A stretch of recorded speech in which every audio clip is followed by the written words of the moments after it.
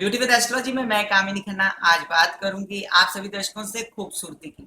अब ये खूबसूरती क्या है? Inner and outer beauty with astrology मतलब कि जो इंसान अंदर से खूबसूरत है, जिसकी हेल्थ अच्छी है और जिसके विचार अच्छे हैं, जिसके आचार विचार अच्छे हैं, जो जप तप संयम नियम योग से रहता है, वो खूबसूरत है। लेकिन फिर भी जो भी आपकी पर्सनालिटी है और आप जैसे भी हैं, उस हिसाब से आपको तरीके से रहना आना चाहिए। और तरीके से रहने के लिए अच्छा होना चाहिए आपके बाल, आपकी स्किन, आपका पहरावा। पहरावे की बात तो बाद में करेंगे, लेकिन पहले ये समझ लें कि ब्यूटी विद एस्ट्रोलॉजी क्या कहती है इन चीजों के बारे में, कैसे कैसे ग्रह निगड़ित हो जाते हैं खूबसूरती के साथ। अब खूबसूरती रहने से मतलब कि आप अपने आप को जब कंट्रोल में ले लेते हैं, अपनी स्किन को, अपने बाल को, तो आप जो हैं कॉन्फिडेंट हो जाते हैं। आपकी पर्सनालिटी में एक कॉन्फिडेंस आ जाता है। आपके जब कंधे सीधे रहते हैं तो आपको ऐसे लगता है कि मैं किंग या क्वीन हूं, और आप बात भी उतनी कॉन्फिडेंस से करते हैं। आपके बोलने चालने उठने बैठने का तरीका जब अच्छा होता है तो लोग आपकी तरफ आकर्षित होते हैं। तो इसमें जरूरी ये नहीं होता कि आपका चौकटा यानी कि आपका फेस खूबसूरत रहे, बल्कि आपका कॉन्फिडेंस और आपके जो रहने सहने का जो तरीका और चलन है, इस पर ज्यादा जोर दिया जाता है। खूबसूरती बहुत ज्यादा डिपेंड करती है हैप्पीनेस पे। अब ये हैप्पीनेस क्या, आप अगर हंसते नहीं हो और खुश नहीं रहते हो तो आपका चेहरा जो है मुरझा जाता है, जैसे गमगीन हो जाता है। जिंदगी आपको बार बार तोहफे में नहीं मिलती। जिंदगी अपने आप एक बहुत बड़ा तोहफा है जो आपको एंजॉय करना होता है। और इसके लिए अगर आप खुश रहें, मुस्कुराते रहें, हंसते रहें, तो आपके चेहरे पर रिंकल्स नहीं पड़ते। आपकी बॉडी में से एक हार्मोन जिसे कहते हैं डोपामाइन, वो रिलीज होता रहता है और आपकी जवानी यानी कि तारुण्य बरकरार रहता है। ये हुआ खूबसूरती का एक राज ब्यूटी विद एस्ट्रोलॉजी की तरफ से। और दूसरा राज मैं आपको बताती हूँ, खाना पीना बहुत मायने रखता है खूबसूरती में।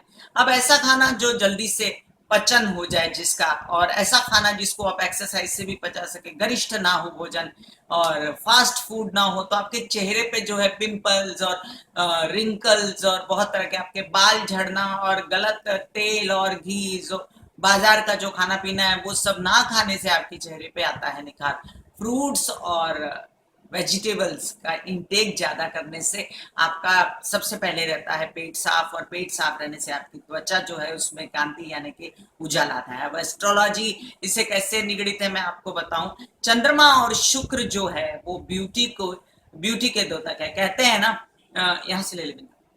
चंद्रमा और शुक्र जो है वो ब्यूटी के द्योतक हैं। कहते हैं ना कि चांद सी गोरी या चांद सा सुंदर चेहरा, तो चांद जो है वो खूबसूरती से उसकी तुलना की गई है। और शुक्र जो है वो कहते हैं कि विमेन कम्स फ्रॉम वीनस, तो वीनस जो है वो खूबसूरती का द्योतक है। और वीनस जो आपकी कुंडली में अगर गलत बैठ जाए और चंद्रमा अगर गलत बैठ जाए तो आपकी खूबसूरती में लग जाता है दाग। अब इस दाग को हटाने के लिए आपको चंद्रमा को और वीनस को एनहांस करना होता है अपनी बॉडी में, तो आपकी खूबसूरती रहती है बरकरार। अब चंद्रमा आपके आसपास कहाँ है?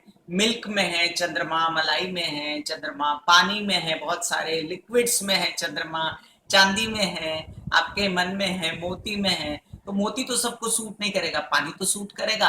तो पानी पीजिए बहुत सारा और अपनी स्किन को अच्छा रखिए। फिर इसके अलावा आपको सूट करेगी दूध लगाना अपने चेहरे पे। आप जब नहाने जाते हैं तब मिल्क थोड़ा सा कटोरी में यानी कि दूध कटोरी में लेके ले जाइए बाथरूम में, और नहाने के बाद थोड़ा सा मिल्क अपने चेहरे पर मलिए। ये चंद्रमा का आपकी कुंडली में अगर खराब भी पड़ा हो तो थोड़ा सा उजागर कर देता है उसको, और फिर ऊपर से पानी डाल के आ जाइए, आपका चेहरा चमकता रहेगा। इसके अलावा जो आप सौंदर्य प्रसाधन लगाते हैं, अच्छे सौंदर्य प्रसाधन, चाहे आप वो लिपस्टिक लगाते हैं या आईब्रो पेंसिल हो या मस्कारा हो या जो भी हो, बिंदी हो, ये सब शुक्र के द्योतक हैं।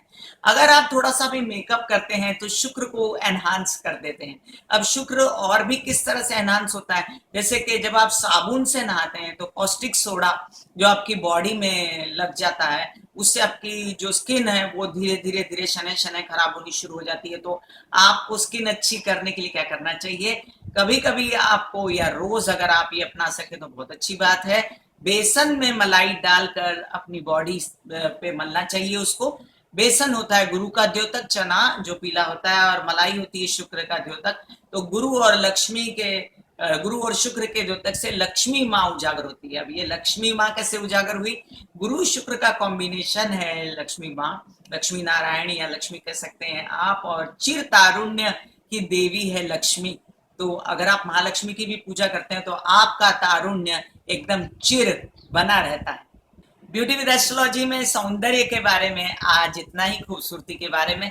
हमारी कैंपेन का नाम ही है ब्यूटी विद एस्ट्रोलॉजी। हम बात करते हैं खूबसूरती की, आंतरिक और बाहिर के इंसान कितना खूबसूरत है अपने मन से, वाणी से, कर्म से, वचन से, अपने कर्मों से, और कैसे कैसे खूबसूरती यानी अपने कर्मों से लोगों के बीच में खुशियां फैलाता है।